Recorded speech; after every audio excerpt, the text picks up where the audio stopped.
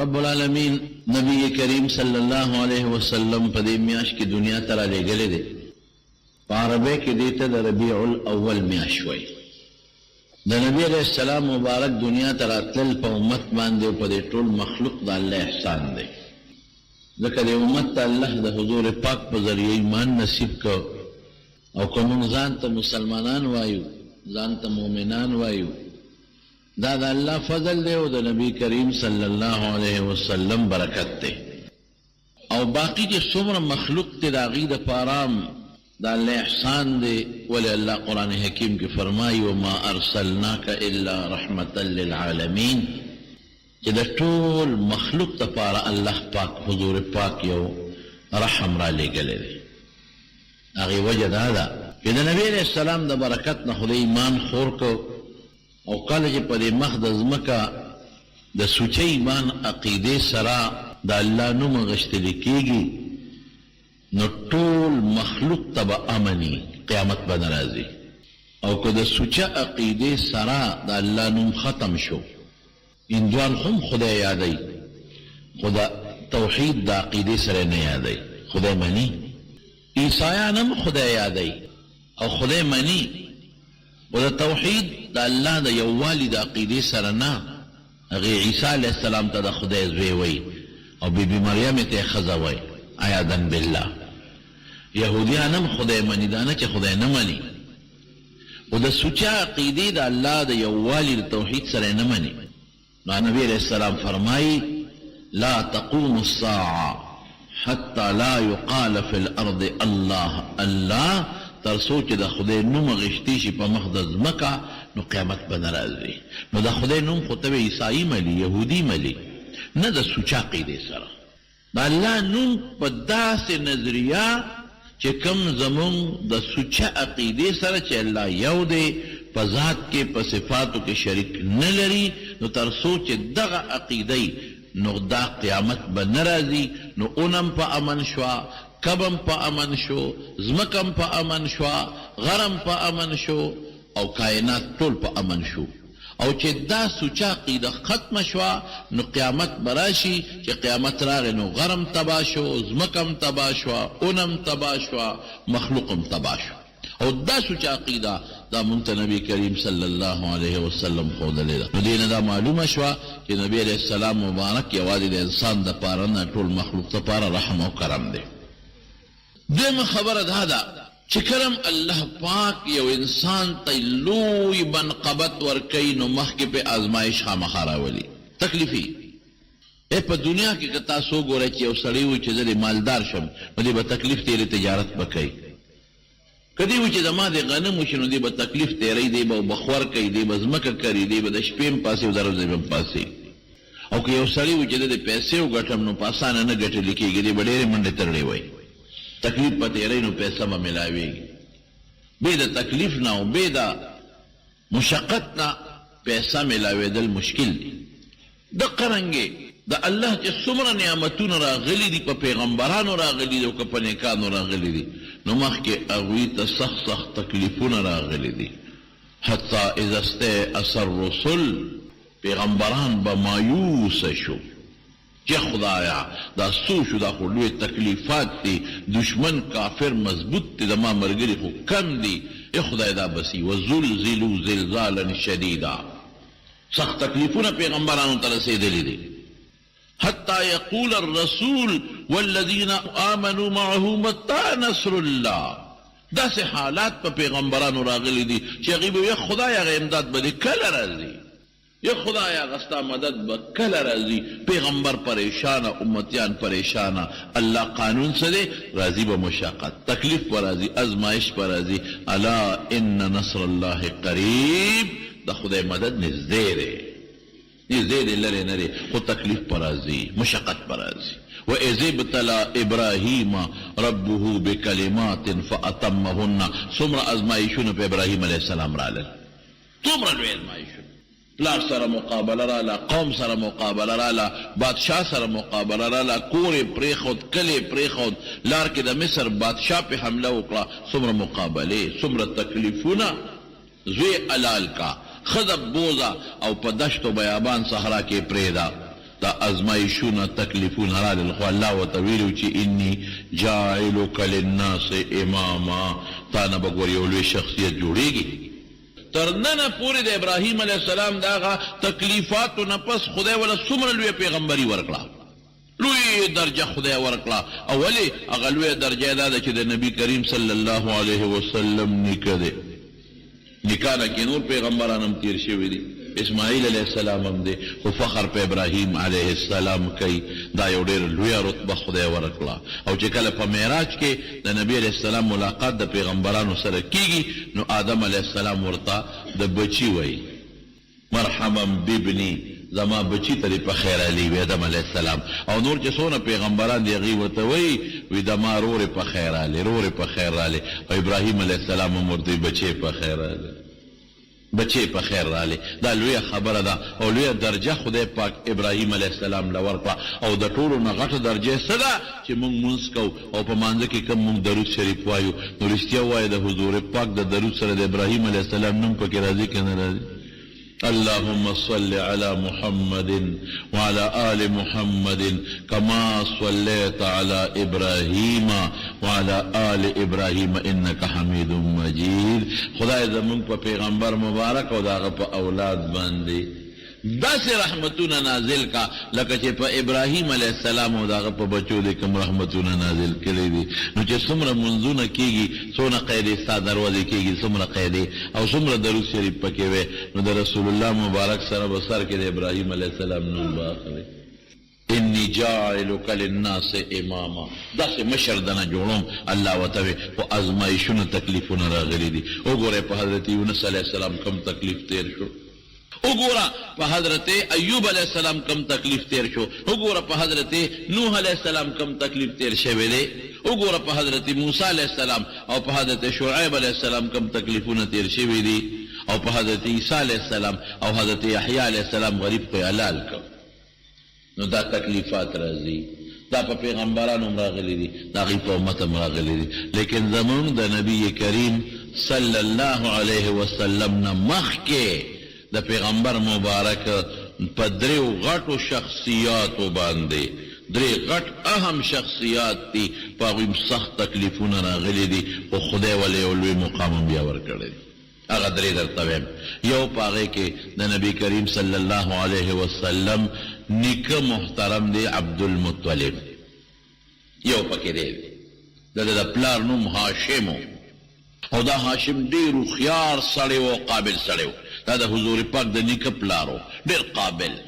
په نوجوانۍ کې هغه داسې کارنامې کړي چې داسې کارنامې به څوک هم ونه کړي. ځای په ځای په لارو باندې به حملې کېدلې او چې کمې قافلې به راتلې به ځای په ځای لوټ کېدلې. غله ډاکوان دا به په لارو کوڅو کې پراتو،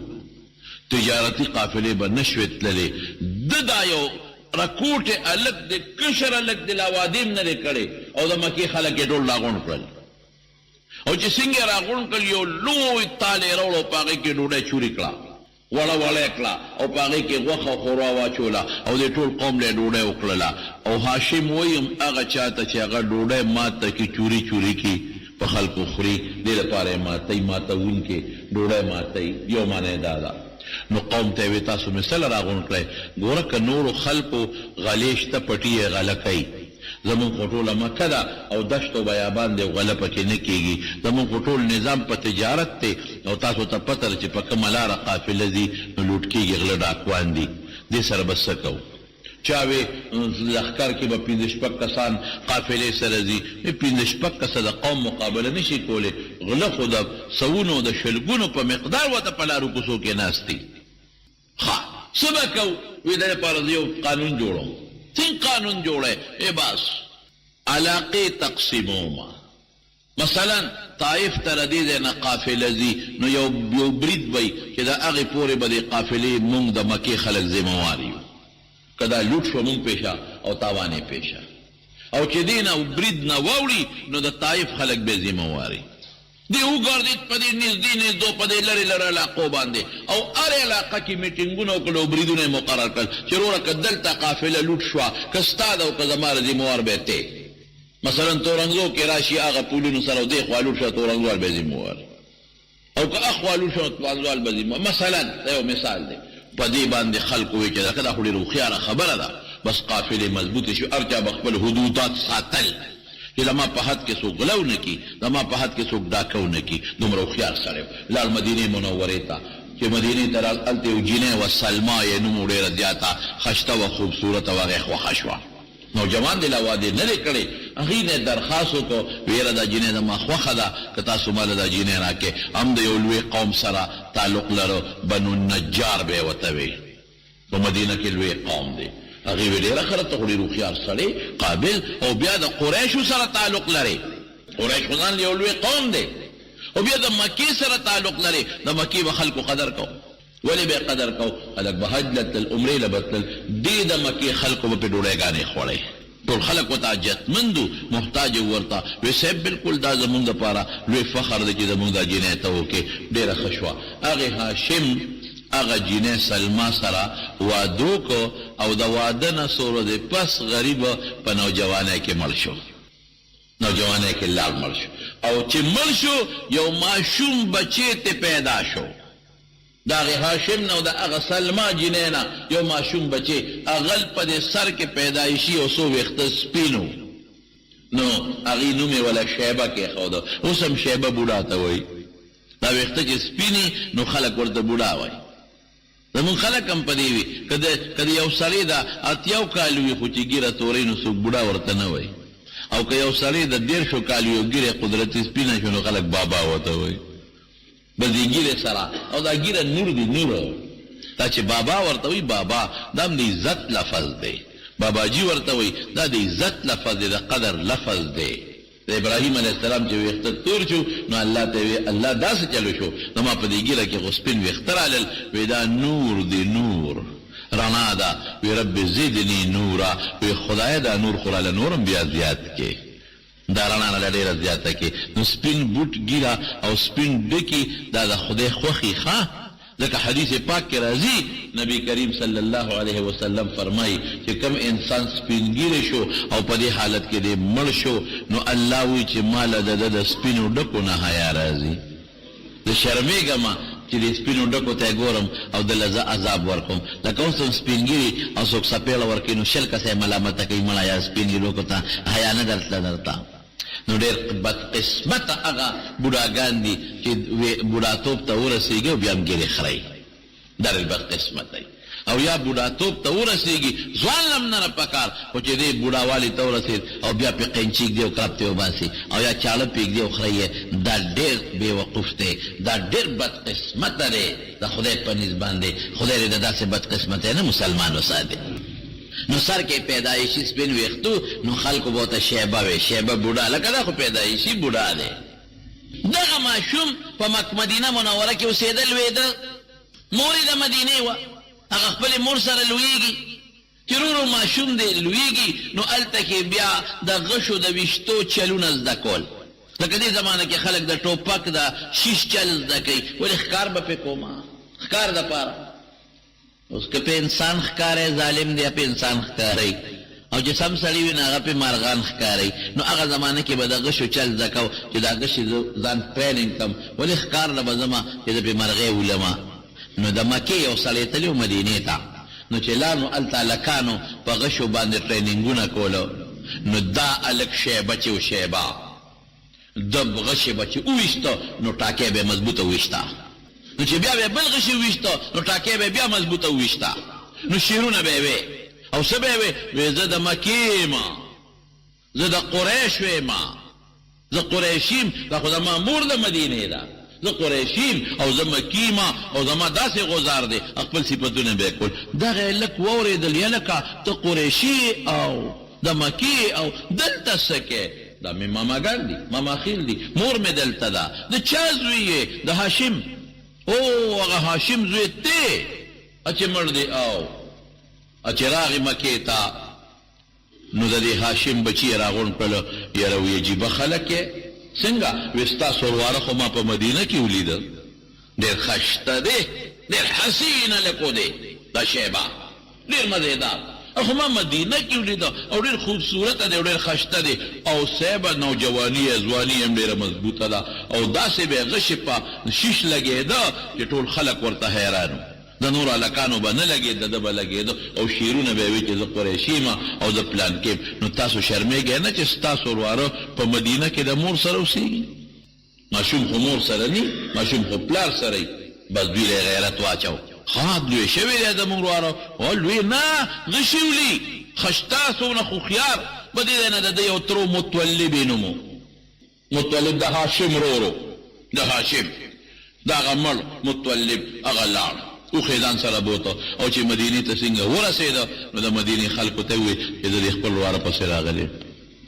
دا به زه مکې ته هغې ورته وویل چې دا خو مونږ خورایې دی مونږ لوی کړی دی مور ته یې وویل چې حق زما دی زما ورواره دی نسب زما نه د مور نه نه ثابتېږي زما ضرور نه دی دا زه به زما خلکو م ورته وویل چې یو قانون دا دی چې هلکه دا د پلاري دا د تري دا د نیکي بالکل ته حق بجانب کته بوزې هغه مور ته مولا خلکو چې بدا بچی دی او ته خو بس بل وعدو کې ته په دې څه کې اوستا خو استاد زوی دی او پلار یې مړ دی او تره راغلی دی ورکوله ام راضي شوه هغه ماشوم شیبه د متولب ځان سره په اوښه راسور کو او مکې ته او دیم خوشحاله و ځکه د مکې یو نوم دی او د قریشو د خاندان یو نوم دی د بیت الله یو نوم دی نو ځان سره یې راوستو نو چې یې راوستو نو د خلکو ویل که متولب مرایې راوستی دی هغه زمانه کې مریان خرڅېدل او دم لومبې غږ ونه کړه چې دا زما ورواره دی ځکه جامې یې خیره نه وې او جامې یې شلېدلې وې نو دې پې وشرمېده چې کویم چې دا زما د هغه مړ رور زوی دی نو وایي به چې ته جامې مو ته نشي بدلولی پاک صادر هم نشته صفا جوړم نشته نو دم لا دی متولب هم غب نه کو او خلکو یې متولب مرایې راوستو نو دته خلکو عبدالمطلب نوم کېښوده نوم یې شیبه عبدالمطلب چې مطلب مرایې راوستو نو چې کور ته یې دننه که نو ښځې ته یې وي دا مې مرایې نه دی دا زما د هغه مړ ورور د هاشم بچی دی هله جامې وله برابر کا نو بار یې راوویسته نو بیا خلکو ته خو چې دا زما مرایې نه دی دا زما د هغه هاشم ورور د اقې زاغه زوی دی شیبه نوم یې دی خو زه اوس چې تاسو ورته زما مرایې وایي عبدالمطلب نو ټیک ته زما ورواره دی او ورواره د انسان داسې خدمت کوي لکه مرایې چې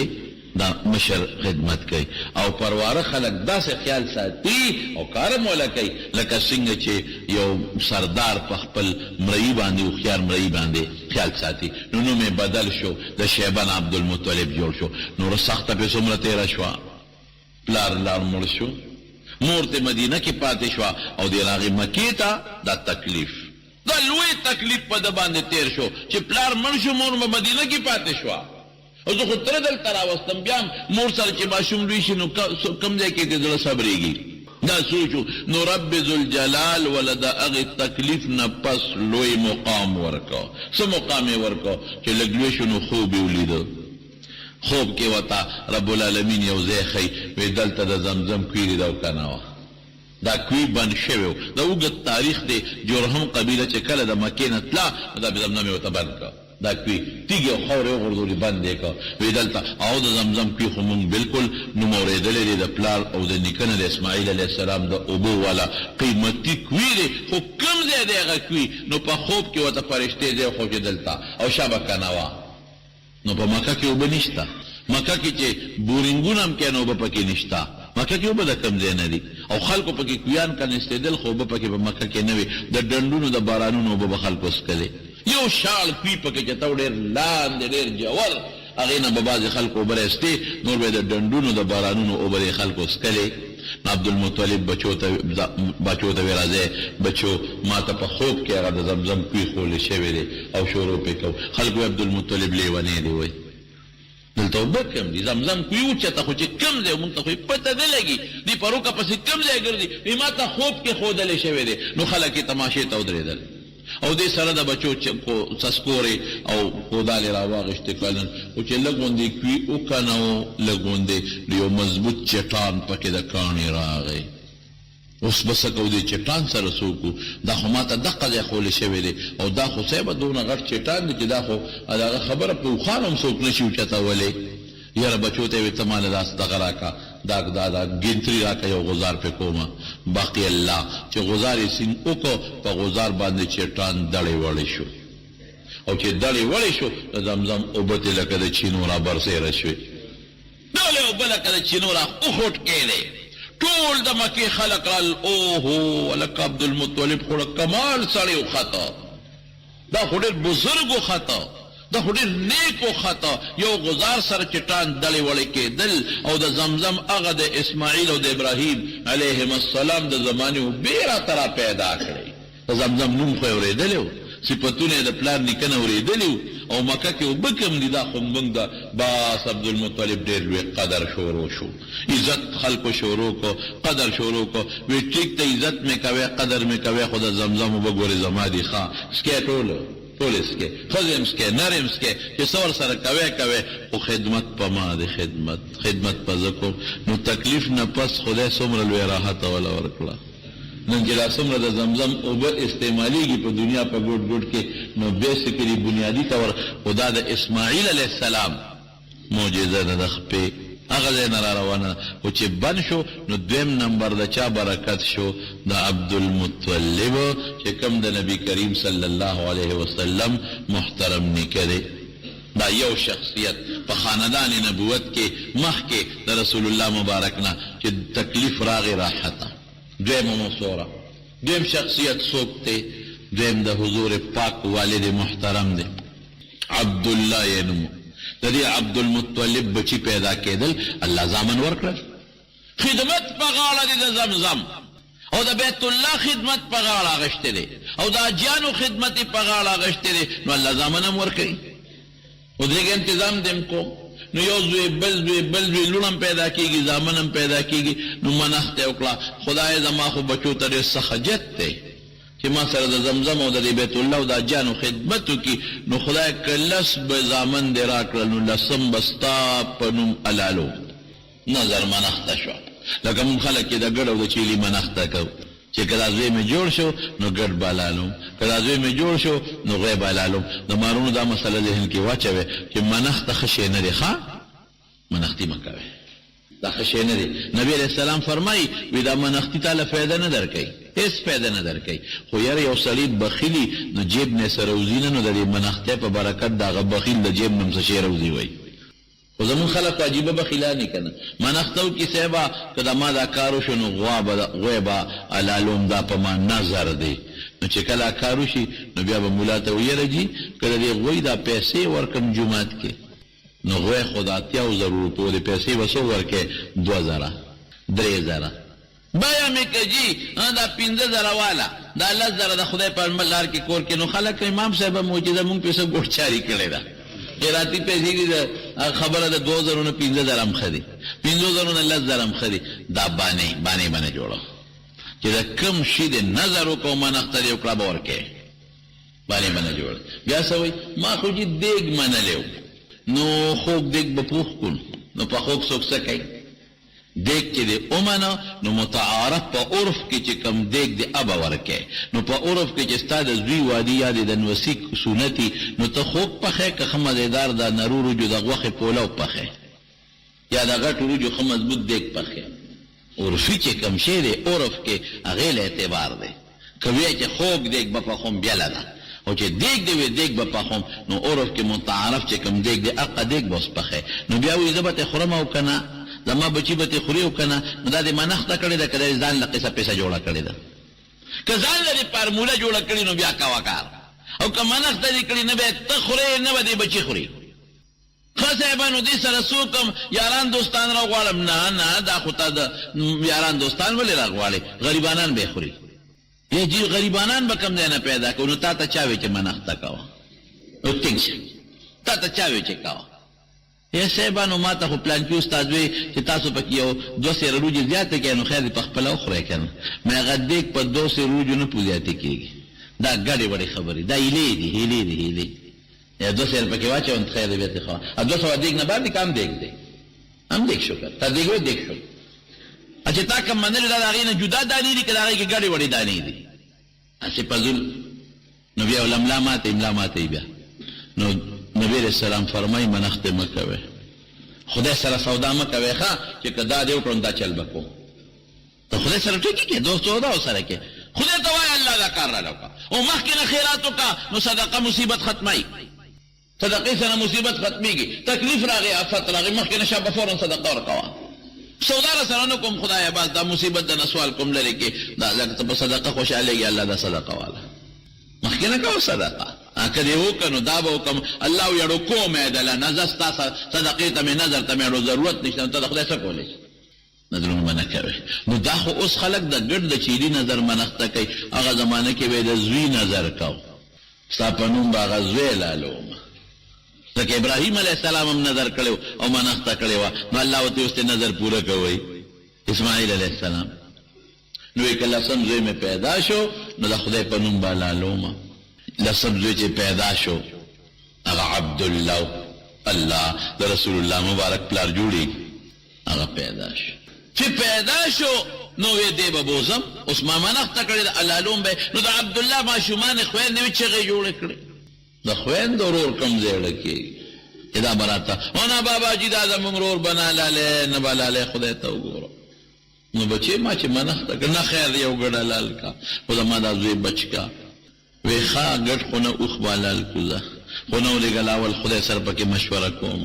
چې دا زوی مې لال کم که دا اوښه لال کم نو یو خو یې اوښ راوسته او بل خو یې د عبدالله راوسته او ښایسته دی خوبصورته ماشوم دی نو پکې قراندازي وواله نو چې قراندازي وواله نو د عبدالله په سر راوخته او خدای خو اجازت نه راکوي د ولېږه دوه کوم اوښان یې دوه کړل چې بیا قراندازي وواله بیا د عبدالله په سر راوخته درې یې کړل بیا د عبدالله په سر څلور یې کړل بیا د عبدالله په سر لس شو یو زیاتوه خو چې قراندازي وایي د عبدالله په سر راخېږي اوښان شل شو قراندازي وایي بیا د عبدالله په سر راخېږي اوښان یې دېرش کړل داسې چې لکه چې دېرش موټرې دې زمانه کې خیرات کې اوښ ډېر قیمتي شی دی لس زیاتوه دی خو اوښان سل شو دی خو عبدالله دی خلک په تماشه دی او دومره سخي داسې کېږي او هغه ماشومان یې بابا د خپو نه نیسي بابا زر اوښان حلال که خو چې زمونږ دا ورور بچ شي دا به بچ کې دا ډېره ګرانه ده دا خشته ماشوم چې په مری چاړه راښکلې کېږي دا نه لکېږي دی خو اصل شو دی خو عبدالله شو چې قری پرې وواله قراندازي د اوښانو په سر راوخته او خوشحالي شو الله سره مشوره وکړه او بس پته ولګېده چې دا عبدالله په سر کې سر اوښان به حلالېږي او دی به بچ کېږي څلورم قیمت زیات دی دا هغه عبدالله دی چې د ده نه خدای پاک محمد مصطفی صلی الله علیه وسلم غوندې شخصیت دنیا ته را پیدا کړي دا معمولی عبدالله نه دی دا عام رکوټ عبدالله نه دی دا خیرن خچن عبدالله نه دی ودرېدو والا نه ده د ده په سینه کې او د ده په وجود کې یو ډېر لوی شخصیت پروت دی محبوب رب العالمین زما محبوب پروت دی په سینه کې دی چې تا لالولو ورکومه خو خیم دنیا ته چې د حضور پاک شخصیت د چا د کم پلار سره تعلق لري نو د هغې پلار قیمت یې په لکونه اوښان هم نشي پوره کولی ډېر قیمتي دی ډېر قیمتي سل اوښان حلال شو عبدالله بچ یو ځل حضور پاک ناستو په یو مجلس کې یو بانډیسي راغی رسول الله مبارک ته آواز کوي وی ابن الذبیحین ای د دوو هغې کسانو بچیا چې هغې باندې چاړې ښودې شوې ده خدای بچ کړي دي بیا چاړه پرې ښودې شوې ده څوک شو یو اسماعیل علیه السلام هم د حضور پاک نیکه دی یو عبدالله دی پلار دی ای د هغې دو کسو بچیا چې په ستا په پلارانو نیکونو دو کسو باندې چاړه ایښودې شوې ده اسماعیل باندې کېښوده نو ګډ د جنت راغی نو بچ شو او ده باندې کېښودی شو نو سل اوښان ورکړ بچ شو رسول الله مبارک ډېر زیات په دې ټکي خوشحاله شو چې دی واورېدل ډېر خوشحاله شو مسکي شو او چې کله به مسکي و دې مخ به یې رڼاګانې کولې حضور پاک صحابه وایي موږ به د پیغمبر علیه السلام خوشحالي د هغه مخ نه معلوموله خشته مخ یو تک سپین اعلی ښکلې نو چې خوشحاله به نو مخ به یې روښانه و د مخ رګونه تبرقو اساریر وجهه د دې مخ دا رګونه به یې برېښېدل دی به چمک واو. نو رسول الله مبارک مسکی شو او خوشحاله شو، وی انا کذالکا باندې چې څنګه دی وی دقه سیما. دا درته چا خولی دی؟ دا ټکې درته چا خولی دی؟ هم دقه سیما. یو پلار مې اسماعیلو هغه چاره پرېښودې شوې ده، ګډ قرباني شو بچ شو. بل پلار مې څوک دی؟ عبدالله، چاړه پرېښودې شوې وه، سلو خان قرباني شو بچ شو. لوی تکلیف راغی که نه عبدالله باندې؟ لوی تکلیف راحت هم ملاویږي. دا عبدالله چې څنګه لږ لږ لویږي 14 کالو ته ورسېده، نو بیا پلار ولا په یو معزز خاندان کې جینۍ وکړه. یو معزز خاندان وهبي نومو، او د هغه لور و آمنه هغې ولا غوښتله. دا د لکوم بنو زهره قوم دی، قیمتي قوم، څنګه بنو هاشم د حضور پاک قوم قیمتي قوم دی، هغې کې ولا وکړه. نو عبدالله په لاره ځي، نو هغه وخت کې به دا قانون و چې نکاح به وشوه د کومې ښځې سره، نو دا خاوند به یو 3-4 شپې د هغه سخر کره اوسېده. دا هر چا خپل رواجي. نو سیبا روان دي خلق ولې نن د عبدالله نکاح ده. چا سره؟ د آمنې سره، د وهب د لور سره. خلق هم خوشحاله دی چې د عبدالله روان دی. لکه زمونږ چې څنګه ورځې جنګ دي، لږ ځان له شوې دی، یو جینۍ په لاره کې ولاړه وه. ګورم دا آمنه خو ډېره قیمتي جینۍ ده، هوښیاره ده، خشته ده. دا چاته په نکاح شوه؟ د دې جینۍ چې دا کم په لاره تماشې ته ولاړه ده، عبدالله سره قدرتي مینه وه. عبدالله ته ما خو چې د عبدالله سره زه واده کوم، او دا ډېره مالدار هم وه چې ته عبدالله ودرېږه دلته. څه کوې؟ نکاح مې ده، واده مې دی. ما خو وی چې ما سره به ته واده کړې، زما د دنیا مال دی، د دنیا دولت مې دی، ما سره واده وکړه. وی باب دا خو زما د مشرانو کار، زما خو نه دی، ما له خو جینۍ کتلې ده.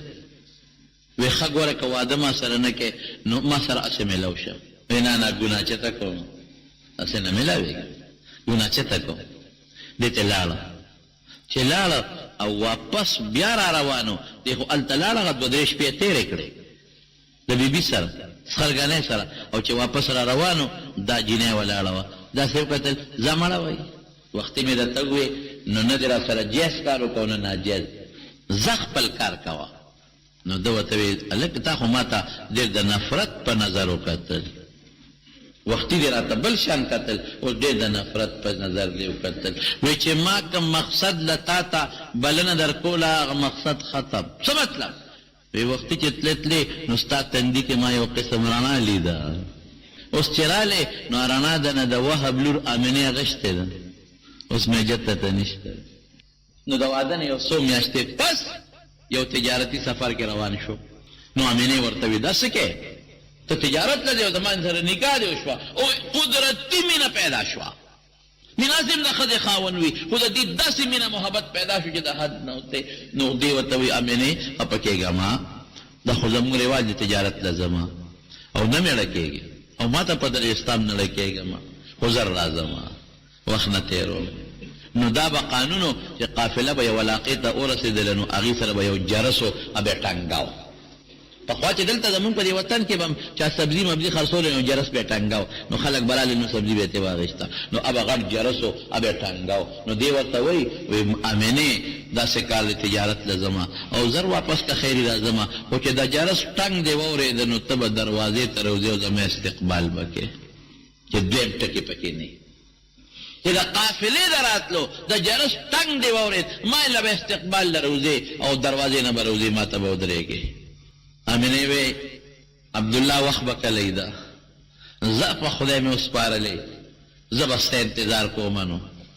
او زه به د جرس دې ټنګ ته غوږ ږدم چې دا به کله ټنګېږي، او زما دا خاوند به کله راځي، او زه به تاله کله مخې له درځم. اتفاق ته ګوره دا عبدالله لال، او د واده په وخت کې دا 13 کالو دی. ښه تاسو خپل اندازه ولګوئ چې د آمنې به څونه عمر و. دا 13 دی، نو دا خو جینۍ خو عمر کم یې که نه، د دې عمر د ډېر هغه نه ډېر کم دی. چې لاړ د عبدالله په قافله کې چې د شام نه واپس راته، نو په مدینه منوره کې ناجوړه شو. نو تاسو ته خو ما مخکې ویلي و که نه چې نیا یې د مدینې وه که نه، دا عبدالمطلب مور سلمہ دا مدینه را، نو مدینه کې ناجوړه شو، نو چې ناجوړه شو نو هلته غریب مړ شو، وفات شو. نو قافله راله مکې ته، نو چې قافله مکې ته راورسېدله نو جرس وټنګېده. نو بیبي آمینې وی چې زما خاوند خو راغی، ما خو ورته ویلي او ما ته خاوند ویلي چې جرس ته قافلې وټنګېږي راوځې به او زما استقبال به کوې، دروازې نه بار به راوځې. هغه دی زما عبدالله راغی، جرس وټنګېږي. چې بار ووته نو یو سړی به خپل کور ته ته، قافله کې کم تاجرانو خپل کور ته ته، زما عبدالله پکې څه شو؟ ستا عبدالله مدینه کې ښخ شوی دی. تکلیف راغی، عبدالله هم پړ ارمان یوړو او بیبي آمینه نه خاوند لال په ځوانۍ کې دا لوی تکلیف، هغه لم تکلیف دی لم تکلیف. دا غریبه به د 100 کاله به وه خاوند لال. خدای ورسره څه کوي؟ الم یجدک یتیما فآوا، الم یجدک خدای په خپل احسان ذکر کوي په نبی کریم صلی الله علیه وسلم. پلار د پیدایش نه مخکې لاړ، مور ته پاتې شو. الم یجدک یتیما فآوا، الله وی غم مه کوه، دا د پلار سورې خو زه ورکوم که د مور مینه خو زه پیدا کوم د مور په زړه کې که نه، دا خو زما کار دی. نو بې د پلار نه هم تاله زه دا مینه در کولی شم. خو دنیا ته یو شی خیب، دنیا ته خیب، دا دنیا ته ښکاره کومه چې که زه وغواړم د یو یتیم بچي نه چې پلار یې ته پیدایش نه مخکې مړ دی، د هغه نه هم یو ډېره لویه هیره او ملغلره جوړولی شم. دا دنیا ته ښکاره کوم. بیبي آمینه وایي چې زه ډېره موده پس په دې پوه شوم چې زما امید دی. نه پوهېدم، ډېره موده پس پوه شوم په امید باندې. او کومو ښځو ته چې د بچي د پیدایش کم تکلیف رسېږي نو ما ته نه دی رسېدلی، او چې کم خوبونه وینم نو بل شان وینم. نه تکلیف شته، نه بوج شته، نه ټینشن شته، نه پریشاني شته، او خوبونه داسې وینم چې راپاسم مړه مې خوشحاله وي. په دې نه پوهېږم چې زما نه د مینې خاوند لاړ او په سفر کې مسافر مړ شو او زه په انتظار وم خو ما ونه لیده. په دې نه پوهېږم چې کله رسول الله صلی الله علیه وسلم دنیا ته راځي په دا ربیع الاول کې، مشهوره 12مه ده، خو چا نهمه لیکلې ده او چا 8مه لیکلې ده، او راجح قول د 8مې دی. مشهور قول د ربیع الاول د 12مې دی، خو دا 12مه زموږ علماو ټیک نه ده ثابته کړې. مشهور یا نهمه ده او یا 8م تاریخ دی د دې میاشتې چې کله حضور پاک دنیا ته تشریف راوړي. اوهو، ما مخکې نه یو خوب ولیده چې دا بچی دی کله پیدا کېږي نو په دغه شپه به په اسمان کې ستوري ځلیږي او یو سور ستوری به راښکاره کېږي او دا ستوري به راټیټېږي. ګورئ، دا خوب به مې لیده او واقعي همغسې وشوه چې حضور پاک په کومه شپه دنیا ته تشریف راوړي نو هغه سور ستوری راښکاره شو په اسمان کې او دنیا وجړقېده چې دا څه شی دی. او دا ستوري لاندې رالل، دا راښکته شو. نو یو یهودي و په مکه مکرمه کې په دغه وخت یو یهودي راغلی و. هغه وی ای د مکې خلکو، د آخرې زمانې پیغمبر دې شپه کې پیدا شوی دی، دې شپه کې پیدا دی. دا کم پړق چې دی او دا کم سور ستوری چې مونږ ولیده نو دا ستوری صرف د آخرې زمانې د پیغمبر په پیدایش په شپه به ښکاره کېږي، زمونږ کتابونه لیکي په بله شپه به نه ښکاره کېږي. او دا چې کم ستوري په اسمان کې تاسو ولیدل چې لاندې رالل، دا نښه زموږ کتابونو لیکلې ده. یهودیانو تفتیشونه شروع کړل چې په دې شپه څوک پیدا شوی دی یهودو کې که نه په دې شپه یهودو کې څوک نه دی پیدا شوی. هلکه وګورئ په مکه کې، په مکه کې د مړ عبدالله یو یتیم بچی د بیبي آمینې نه پیدا شوی دی. بس مونږ خو چې دا آخر زمانه پیغمبر دا به د اسحاق په اولاد کې يهوديانو کې وي، خو پته ولګي د عربو ګټله ځان تمراخ کې د اسماعیل په اولاد کې پیدا شو. بیبي آمینه وایي چې پیدا کېده که په تکلیف پوه شوی، چې پیدا کېده او ځمکې ته ورسېده نو خدای ته په سجده پروت و، ماشوم خدای ته په سجده پروت دی. او چې څنګه پیدا شو نو عبدالمطلب یوړه نو چې یو ویړه مکې مکرمې ته مینه خلک کوي که نه یتیم سره، یتیم نسی دی نو غیږ کې واغېسته ورېږه دا یو سم بیت الله له لږ غوندې بیت الله سره یې خوا کې تاو راتاو کړم. اوس خلک عالم له بوځي نو ګوټي وله ورکړي دم پې واچي نو چې بویه ته عبدالمطلب دا څوک دی دا د عبدالله بچی دی یتیم یو هم ګوري او ډېر ښکلی دی بل هم ګوري ډېر خشته دی بل هم ګوري او هلکه دا خو ډېر ښکلی دی چې څوک ګوري صفتونه کوي عبدالمطلب یې زه نوم وله داسې اږدمه چې دا ستاسو د صفت سره مناسب دی نوم مې وله کېښود محمد صلی الله علیه وسلم. محمد څه معنا ده؟ محمد هغه چاته وایي چې د چا صفتونه کېږي دا هغه بچی دی چې ټول وایي ښه دی ښکلی دی ښایسته دی صفتونه کېږي. مور یې وایي زه وله بل نوم ایږدمه ته وله څه نوم ایږدې زه وله احمد نوم ایږدمه ثناخوان د خدای صفت کوونکی رسول الله مبارک به وي انا محمد و انا احمد زه محمد میما او زه احمد میما ټول وایي صلی الله علیه وسلم. داسې بچی په اوومه ورځې ولا عقیقه کړې ده نبی کریم صلی الله علیه وسلم لا او پیدایشي مبارک د پیدایش نه مخکې مبارک د پیدایش نه پس د خلقو مینه او محبت د پیدایش نه پس د ابولهب یو وینځه و سویبا هغه لاړه ابولهب ته ووی ابولهب یې ترو که نه ابو لهب ته وی ابو لهبا مبارک شه ستا دا غمل رور عبدالله بچی پیدا شو زوی پیدا شو یتیم وړه خوشحالیږي نو ابو لهب هغې سویبې ته وی زه سویبې په دا زیري کې مې ته ازاده کړې. وروسته خو دا ابو لهب د حضور پاک په غټو دشمنانو کې ګرځي لوی دشمن غټ او دا ابو لهب هغه کس دی چې لومبې غزارې په نبي کریم صلی الله علیه وسلم کړی صفا په غونډې چې کله حضور پاک اعلان وکړه خلکو ته انی نذیر لکم بین یدی عذاب علیم ای خلکه زم د خدای د عذاب نه یرومه او د دې بوتانو عبادت پرېږدی او د یو الله عبادت شروع کړې. نو لومبې ابو لهب کاڼې راواغېښته په حضور پاک یې غزار وکړه لومبې ولګېد نبي علیه السلام هسې زه ویمه زه ظالم څومره ظلم وکړه د کور نه غزار وشو نو بس خلکو ونه منه هلکه ولې غزار کې او رسول الله مبارک دغه وخت کې څومره بې کسبې څوک دی څوک مددګار یې نشته دی. ابو لهب دوزخی دی قرآن وی تبت یدا ابی لهب و تب نو چا په خوب کې ولید عباس امام بخاری دا واقعه داسې ډېره مضبوطه هم نه ده ګورې هغه په ترجمه الباب کې راوړلې ده خو څه ډېره مضبوطه درنه خبره نه ده تعلیقي ده معلق دی خو خیر په خوب کې ابولهب ولیده ورته وی ابولهب څه حال دی ګوره راته ډېر په بد حال و ډېر په بد حال ابولهب څنګه وی ډېر په بد حال ما نو اشاره دی ګوتې ته وکړه وی چې د پیغمبر علیه السلام په پیدایش په خوشحالۍ کې مې سویبه ازاده کړې ده نو د هغې په بدل راته الله پاک په دوزخ کې په دې ګوته کې د څکلو څه شی پیدا کړي زه څکمه دا د هغې په برکت سقیت بهذا بعتاقتی سویبا ګورې بعضې حضرات وي پی پیدا کېږي ټیک ته موږ هم وایو پی پیدا کېږي خو په حدیثو کې د پیو ذکر نشته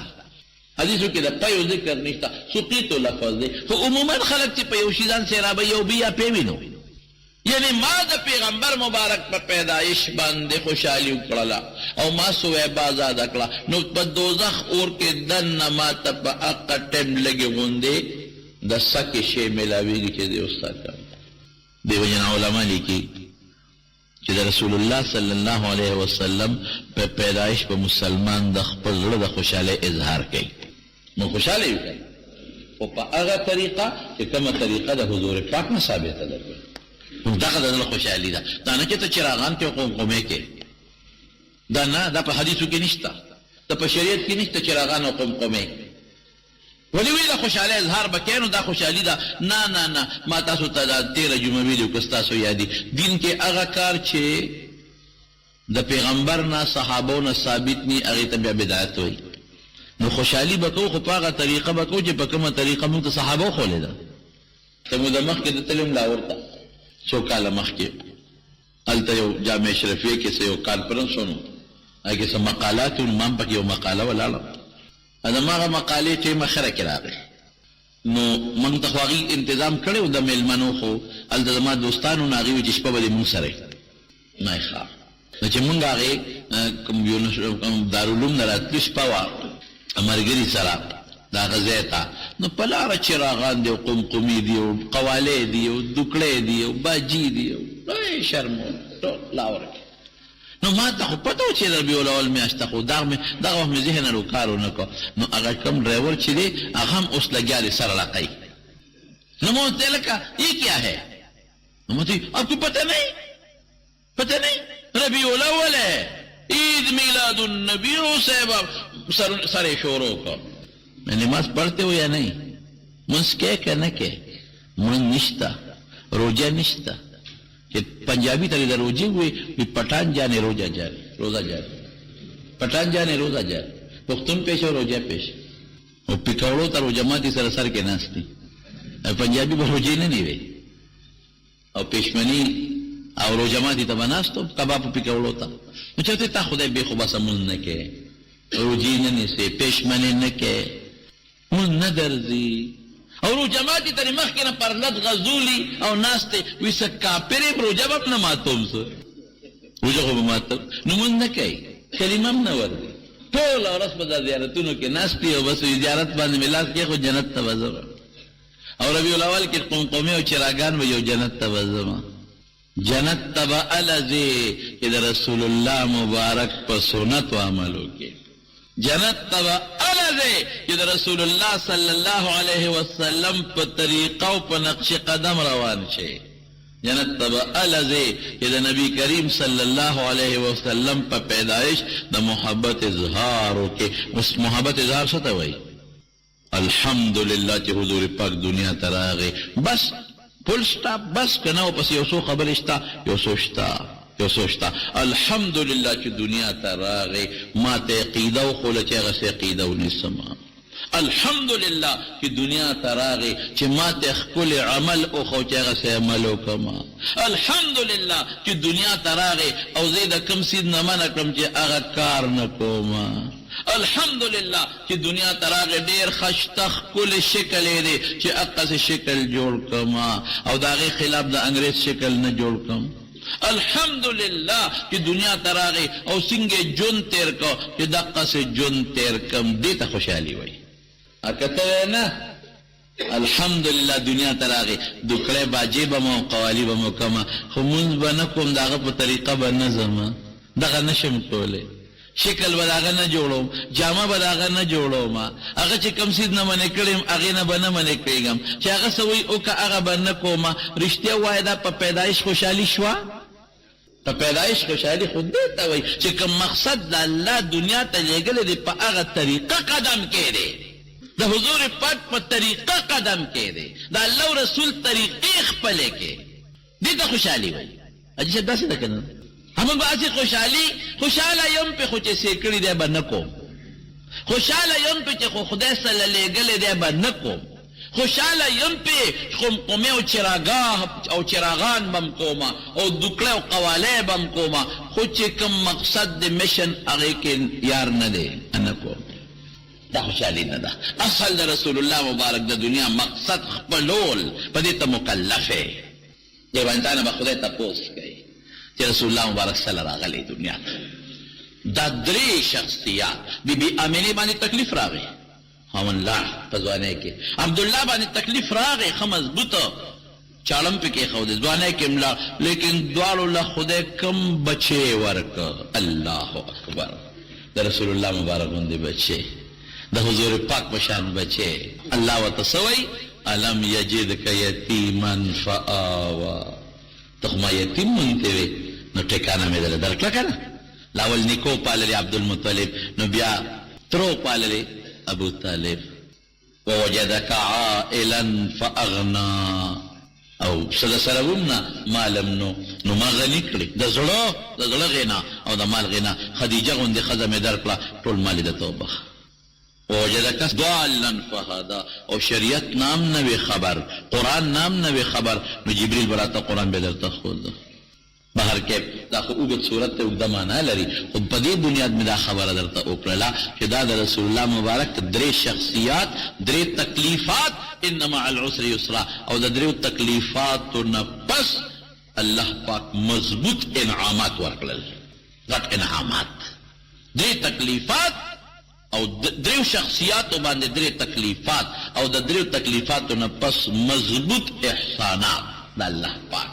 نو زمارو دې میاشت کې نبی کریم صلی الله علیه وسلم دنیا ته تشریف راوړی. موږ به خپل زړه د خوشحالۍ اظهار کوو. ٹھیک شو؟ خوشحالۍ سره به دا وایو چې زه د هغې په راتلو خوشحاله یم بلکل، خو چې څه مقصد له راغلی دی الله توفیق راکړه چې هغه مقصد پوره شي. او محنت به کوو، یوازې په دوام کار نه کېږي، هغې له محنت به کوو. دا یوه خبره شو. او دویم دا دی چې درود شریف به وایو، دا خو اسم ښه شی دی او بالخصوص دې میاشت کې څه تخصیص نشته، خو د نبي علیه السلام د مبارک د ولادت نو چې هغه بنده ته رایاد شي درود شریف لږ زیات وایي که نه، نو دا او پله کې دا قص کول چې د نبي علیه السلام په نقش قدم تلل. هغه کار وکړه د حضرت عمر نه زیاته مینه د چا وه، د حضرت ابوبکر نه زیاته مینه د چا وه، د حضرت بلال نه زیاته مینه د چا وه نه. دغه صحابیاتو نه وښایه که نه چا جشن منو کړی جیوی نه که نه وي د دوی چې د وادي دا چراغان کې که نه کې نو د ګناه په مثال کې به ګناه په مثال کې نه پېښ کړي. هم ګناه ده یو سړی یو کار کې ګناه کوي نو ته به څه وایې چې زه هم کوم څه جدا چې دا واده دی او دا دومره نخرې کې او دا جنجونه دي او فلان کې او ډینګرې او دا د شریعت خلاف نو دغه کې او پیغمبر هغې کې نه کې هم ګناه ده. ولې کې د ګناه په مثال کې ګناه ورکې دا زموږ سوچ دی. زمارونو موږ نه الله او رسول چې کوم غواړي موږ به هغه کوو. موږ نه الله غواړي چې د حضور پاک تابعداري وکړه، موږ نه رسول غواړي چې د ما تابعداري وکړه. موږ نه به تپوس د دقه خبرې کېږي د قیامت پر ورځ. ما نه به قبر کې د پوس د دقه خبرې کېږي چې تا پیغمبر په حیث د رسول او د استازي منلې دی که نه، او ما هغه استازي منلې دی چې د هغه نه بهترین استازي بل نه دی راغلی. او الله ستا قرآن او ستا دین او شریعت او ستا سنت مونږ ته ډېر په مینه او په محبت او په ډېر لوی کوشش را رسولی دي.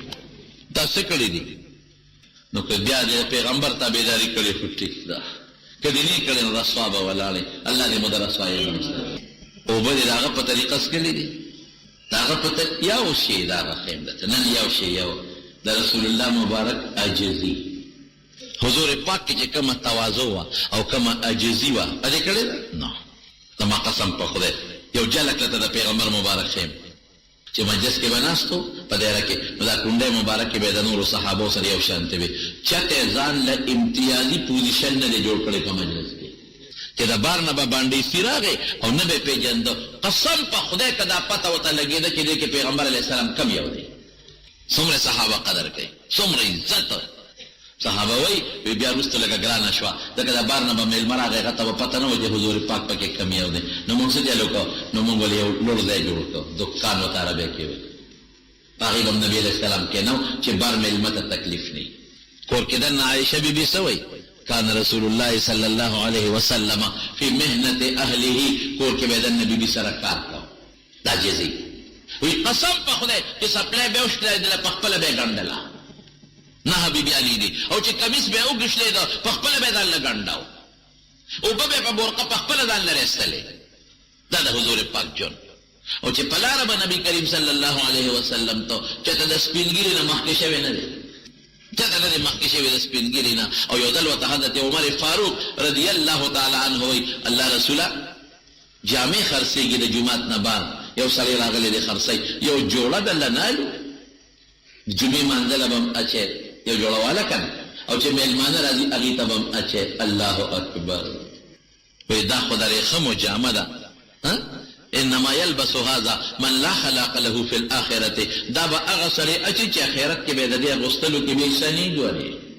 یعنې په کار دا وه د پیغمبر خو یو امتیازي شان دی چې نورو خلکو له د ریخمو جوړه اخیستل ممنوع وي، هغه له جایز وي. بعضې خصوصیات یې شته نه، داسې نه. دا د رسول الله مبارک خوی دی. او په سفر کې چې څنګه عام صحابه په سفر کې خدمت کوي دغه څه خدمت نبی علیہ السلام کړی. یو سفر کې صحابه کرامو تقسیم وکړ، خیمه به څوک خښ کړي، هلکه دا به خښ کړي، ساري به دوی سیراب کړي، ذبح به دوی کړي، ډوډۍ لپاره الاله به دوی کړي، او دا کارو کې دا بدو کې کارونه ټول تقسیم شو. نبی علیہ السلام فرمایل وی یو کار مو پرېښی دی به زه کوم. وی صاحب موږ ټول تقسیم کړل، څه کار مو پرېښی دی؟ وی یو مو پرېښی دی. وی اډر کوه صاحب کم کار دی چې هغه مونږ حواله کړو چاته؟ وی نه به زه کوم. خدای صحابه حیران شو چې دا څه کار مونږ پرېښی دی؟ وی تاسو چې دا غوښه پخوئ خشاک به څوک راوړي؟ اور به نه بلوئ؟ وی دا به زه کوم. او الله رسوله په تا به خشاک راوړو؟ وی تاسو به یې نه راوړئ، زه به پخپله راوړم. قسم دې ته برګې واخېسته او ځنګل ته لاړو، په دقه مبارک او نیازبین هم لی خشاک راوچت کړو، صحابو ته یې غورځول. دا کار وکړه نو ته به د پیغمبر عاشق یې، عاجزي په ځان کې پیدا کړه، د پیغمبر په نقش قدم روان شه. لکه حضرت عمر فاروق رضی الله تعالی عنه روان دی د مینا سره خوا کې یو غونډۍ ته، او غونډۍ ته چې څنګه ودرېد نو ځان له آواز ورکړه ودرېږه عمره، ودرېد. خلک ټول ورسره ودرېدل چې امیر المؤمنین څه کوي چې ودرېږي په دا دق میدان کې، دا څه کوي؟ امیر المؤمنین څه کوي چې ودرېږي؟ ټول خلک ودرېدل. حضرت عمر څه وایي؟ خلک ورته وایي صاحب څه ولې ودرېدې؟ وی یو خبره مې یاده شوه، وی دا ځای او دلته به ما اوښان څروله. نن سبا څوک هغه ډول ځان ته یادولی شي؟ که یو سړی په موټر کې ګرځي او ته ورته وایې چې وروره یاد دې دي، یو وخت یاد دی چې هغه دا چل به دې کو؟ ها دا خو د پلار نیکه نه ماته پاتې دی. بیا پې شرمېږي. عمر د دنیا د زرګونو خلکو مخکې ته وایي، او هغه عمر چې 50 اوس چې ستا 50 حکومتونه دي، دا هغه وخت د عمر د سلطنت لاندې د نیمې دنیا چې اوس څومره دنیا ده، د دې نیمې دنیا بادشاه و، د دې نیمې دنیا بادشاه او یو روب او یو دبدبه یې لرله،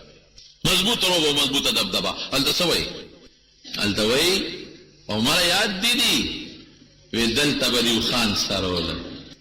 جامې دې شلېدلې وې، سپلی به دې نه وې، نو چې اوښان به مې د شپې کور ته بوتلل نو زما پلار و خطاب ابه راته غوسه او ما ته به عمره د اوښانو په څرولو نه پوهېږې. وګوره د خلکو څاروي ماړه راځي او تا اوږې راوستل، نار دې بوتلي و نار دې راوستل، عمره تا له د اوښانو د چارولو سل نه درځي، نو تا نه به څه جوړېږي؟ ته به څه کې د اوښ په څرولو په چل نه پوهېږې؟ ته چې سبا لوی شي څه به شی به درنه جوړېږي؟ عمره ګورې هغه شی وې، اوس که دا خلک درته ټیس پاس کېږي او دا خلک دې عزت کوي، عمره دا ستا کار نه دی، هماغه اوښانو والی دا د چا برکت دی، دا د چا برکت دی، د چا برکت دی؟ دا د محمد مصطفی صلی الله علیه وسلم د ناستې برکت دی، د هغه د صحبت برکت دی، د هغه د مجلس برکت دی. داسې به څوک وایي چې کله مصر ته ځي، مصر ته په حیث د فاتح ځي. ابو عبیده ابن الجراح رضی الله عنه گورنر دی او دی مصر ته ورسېده، حجابه کې کمیس انختی و، هغه شلېدلی و، نو ناستې دا لیو ګنډه. حضرت ابو عبیده ورته یو اعلی جوړه راوړه، وایي عمر دا واخله. دا څه شی دی؟ وایي دا مې دله راوړه، تا سره به اوس د عیسایانو د یهودیانو مشران ملاقات کوي، وفدونه به راځي، جرګې به راځي، هغوی به در سره ملاقات کوي، جامې دې شلېدلې دي، بدې ښکارې. وایي دا هغه امیر المؤمنین نوم خو د هغه پښتانه وایي، موږ پښتانه وایي لکه د پلانکي نوم دا ټک په دروازه لیکلی دی، نوم دې د دنیا په د فارس او د کسرا په محلونو کې ګنګېږي. ته مهرباني وکړه دا جوړه واچوه. وایي نه، وایي ګوره ډولې به ښکاره شي او په دې شلېدلو کې ښه نه ښکارېږي. او ورته څه وایي؟ کفا بالایمان زینتن، د ایمان نه بهترین ډول بل نشته او شکر دی هغه راکې پروت دی، دې ته عاجزي وایي. دا نه چې ګنې زه عمر یم، د حضور پاک کم صحابي یم. او یو ځل حضرت عمر فاروق رضی الله بخاری کې حدیث دی، د بیګانو سره لږ ورانه راغلی و، چې ورانه راغلی و نو بره بالخانه کې دیره شوي. عمر صاحب ته ملګري الوی وایي چې دغسې نبي علیه السلام خو بیبیانو سره روانه راغلې ده، اوږده قصه ده، خو عمر صاحب راغی بره وروخت. الله اکبر، چې بره وخته عمر صاحب وایي چې وختم او ومې کتل د حضور پاک کوټې ته، هغه کوټه چې د دواړو جهانو مبارک سردار پکې ډډه والی، چې مې وکتل صرف 3 سرمنې پکې پرتې دي، نور څه نشته. 3 سرمن لږ غوندې دارو پراته دي چې دا سرمن کله د صحابي نه وباسې دغه دارو پې واچوي نو هغه سرمن اوچېږي، پراته دي. او د دواړو جهان مبارک سردار په یو پوزکي باندې ملاست دی، او چې کم بالغ ته ډډه والې ده کم بالغ خو هغه د څاروي د سرمنې بالغتو دننه پکې د کجورو پاڼې وي د مالوچو په ځای. رښتیا وایي چې د سرمنې بالغ او د مالوچو په ځای پکې د کجورو پاڼې ابه نرم وي که کلک وایي څونه کلک هغې ته ډډه والې وه. او چې ما وکتل نو د حضور پاک په وجود هغې پوزکي پټې جوړې کړې په دې اولي کې او په دې ملا کې دغه کجورو پوزکي پټې جوړې کړې پټې. نو ما ورته څه وویې مې د الله رسول د خدای نه سوال وکړه فارس او رومیان خدای نه منې او خدای دنیا ورکړې ده. لږ سوال وکړه چې امت له دې خدای لږه مال ورکړي، امت له مال راشي نو ستاسو بستر او بالغ به هم ټیک شي. او چې دا مې ووی نو نبي علیه السلام نیغ کېناست، یا ډډه والې وه یا کېناسته او څه وایي افي شک انت یا ابن الخطاب، ته جوړ شکي په د خپل دین کې.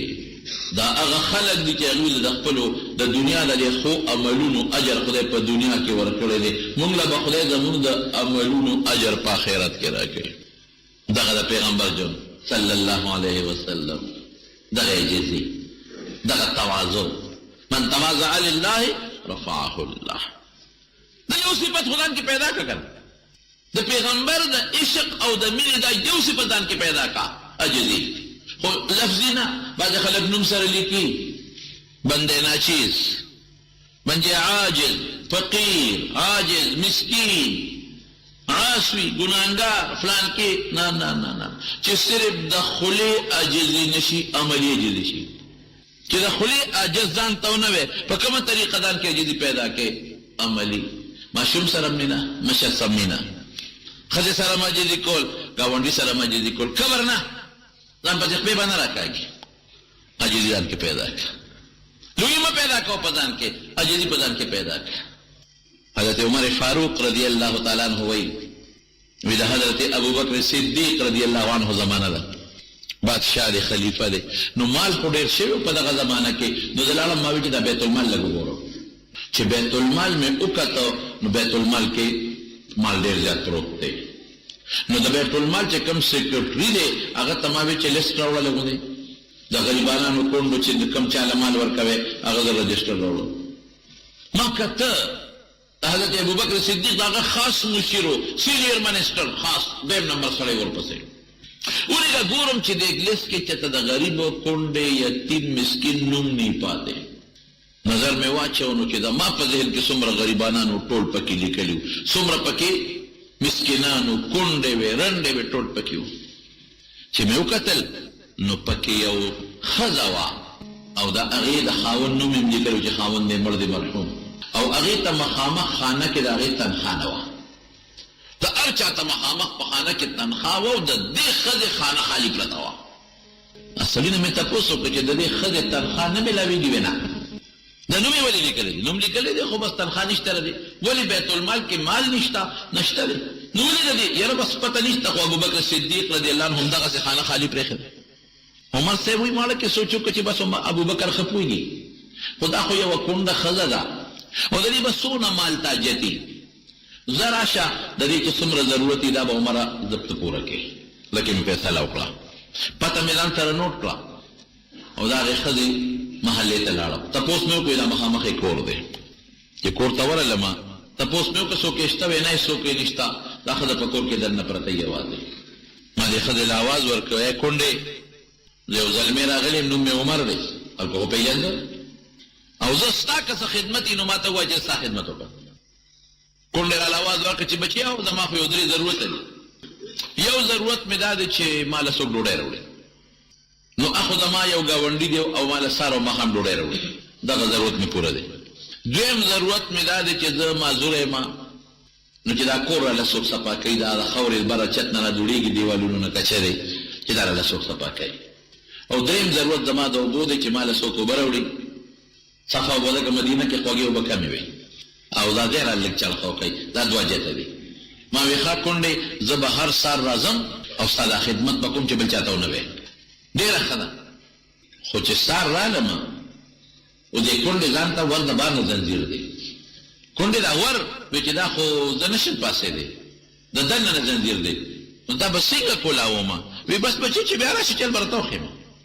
سار وختي چې اشراق مې وکړ لالمه، مش مې راډک کړ،